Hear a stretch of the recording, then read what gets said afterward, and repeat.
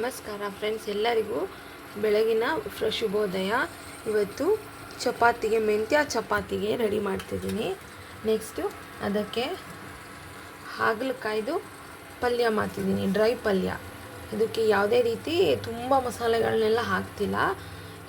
ಈ ರೀತಿ ಮಾಡೋದ್ರಿಂದ ಕಹಿ ಅಂಶ ಒಂದು 90% ಇರೋದಿಲ್ಲ. ಒಂಚೂರು ಅದ್ರ ಗುಣ ಒಂಚೂರು ತೋರಿಸ್ಬೋದು ಅಷ್ಟೇ, ಬಿಟ್ಟರೆ ಈ ಥರ ಮಾಡಿಕೊಂಡು ಸುಲಭವಾಗಿ ಮಾಡ್ಕೋಬೋದು.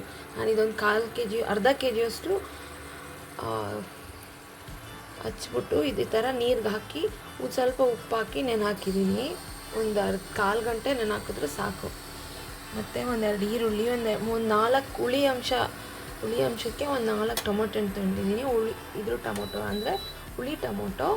ನೆಕ್ಸ್ಟು ಕಾಯಿ ತುರಿ, ಸ್ವಲ್ಪ ಬೆಲ್ಲ, 1 ಸ್ಪೂನು ಖಾರದ ಪುಡಿ, 1 ಸ್ಪೂನು ಧನಿಯಾ ಪುಡಿ, ಒಗ್ಗರಣೆಗೆ ಕಡಲೆಬೇಳೆ, ಇಷ್ಟು. ಫಸ್ಟ್ ಒಂದು 4 ಸ್ಪೂನು ಎಣ್ಣೆ ಹಾಕ್ಕೊತಿದ್ದೀನಿ. ಇದು ಗಾಣದ ಎಣ್ಣೆ.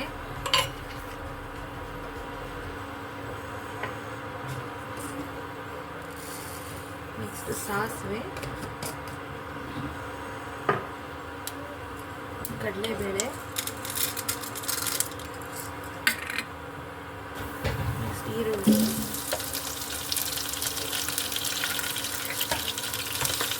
ತುಂಬ ಜಾಸ್ತಿ ಇಂಗ್ರೀಡಿಯೆಂಟ್ಸ್ ಏನೂ ಬೇಕಾಗಲ್ಲ, ಬೇಗನೆ ಮಾಡ್ಕೋಬೋದು. ಕಹಿ ಅಂಶನೂ ಅಷ್ಟು ಬರಲ್ಲ ಈ ಹಸಿರೋದು ಹಾಗಲಕಾಯಲ್ಲಿ. ಸ್ವಲ್ಪ ಫ್ರೈ ಆಗಿದೆ, ಈರುಳ್ಳಿ ಎಲ್ಲ ಫ್ರೈ ಆಗಿದೆ. ಇವಾಗ ಹಾಗಲಕಾಯಿ ಹಾಕೊಳ್ಳೋಣ. ನಾನು ಉಪ್ಪು ನೀರಲ್ಲಿ ಒಂದು ಕಾಲು ಗಂಟೆ 20 ನಿಮಿಷ ಆಯಿತು ನೆನೆಸಿದ್ದೀನಿ.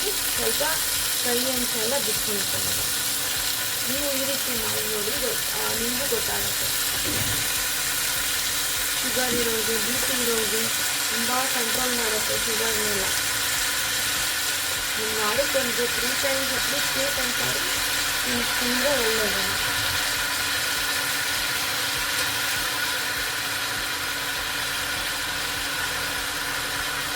ಇದಕ್ಕೆ ಖಾರದ ಪುಡಿ ಇದ್ದಾಗೂ ಹಾಕ್ತಾರೂ ಮಾಡ್ಬೋದು.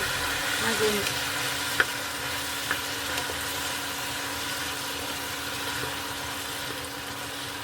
ಎಲ್ಲ ಕೈ ಆಡಿಬಿಟ್ಟು ಕ್ಲೋಸ್ ಮಾಡ್ತೀನಿ. ಒಂದು 5 ನಿಮಿಷ ಚೆನ್ನಾಗಿ ಬಾಡುತ್ತೆ.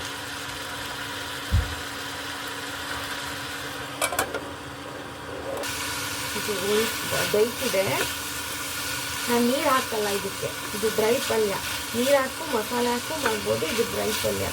ಈ ಬಿಸಿಲಿಗೆ ತುಂಬ ಮಸಾಲೆ ತಿನ್ನೋದು ಅಷ್ಟು ಒಳ್ಳೆಯದಲ್ಲ ಅಂತ ಈ ರೀತಿಯೇ ಮಾಡ್ತಾಯಿದ್ದೀನಿ. ನೆಕ್ಸ್ಟ್ ಯಾವಾಗಲಾದರೂ ಮಸಾಲೆ ಹಾಕಿ ಮಾಡೋದನ್ನು ತೋರಿಸ್ತೀನಿ. ಬರೀ ಹಸಿಮೆಣಸಿನ್ಕಾಯಿ ಹಾಕಿ ಸಹ ಮಾಡ್ಬೋದು. ಖಾರದ ಪುಡಿ, ಸಾಂಬಾರು ಪುಡಿ ಯಾವುದನ್ನು ಉಪಯೋಗಿಸ್ತಾರೆ. ಇದು ಎಣ್ಣೆಲೆ ಎಲ್ಲ ಚೆನ್ನಾಗಿ ಮಾಡಲಿ.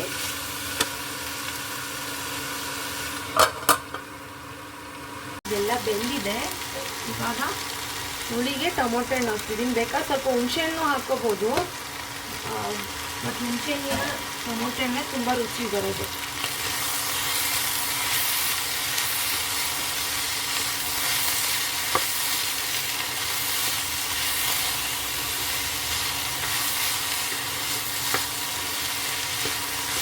ಒಂದು 2 ನಿಮಿಷ ಆಗಲಿ.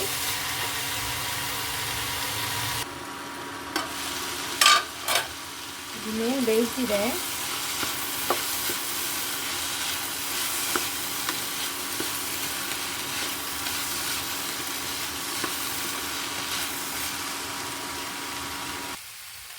ನೆಕ್ಸ್ಟ್ ಇವಾಗ 1 ಸ್ಪೂನಷ್ಟು ಖಾರದ ಪುಡಿ, ಖಾರದ ಪುಡಿ,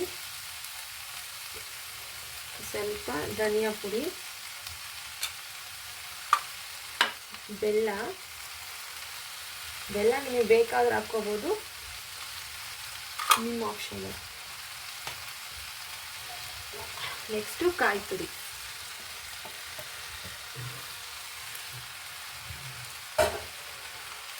ನೆಕ್ಸ್ಟ್ ಒಂದು ಸ್ವಲ್ಪ ರುಚಿಗೆ ತಕ್ಕಷ್ಟು ಉಪ್ಪು.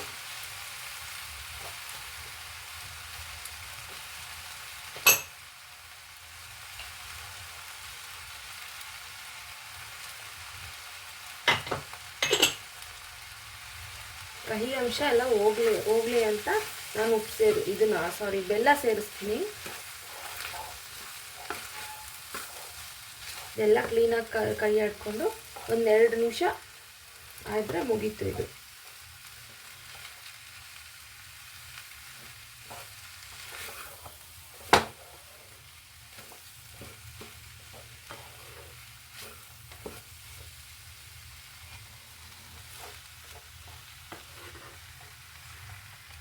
ರುಚಿಯಾದ ಹಾಗಲಕಾಯಿ ಫ್ರೈ ರೆಡಿ ಆಗಿದೆ. ಇದು ಚಪಾತಿಗೆ, ರೊಟ್ಟಿಗೆ ಎಲ್ಲದಕ್ಕೂ ತಿನ್ಬೋದು. ಮೇಯ್ನ್ಲಿ ಶುಗರ್ ಪೇಷಂಟ್ಸು, BP ಇರೋರು ಸಾಮಾನ್ಯವಾಗಿ ಜಾಸ್ತಿ ತಿಂದರೆ ತುಂಬ ಒಳ್ಳೆಯದು. ಮತ್ತೊಂದು ವಿಡಿಯೋದಕ್ಕೆ ಸಿಗ್ತೀನಿ. Thank you for watching my channel.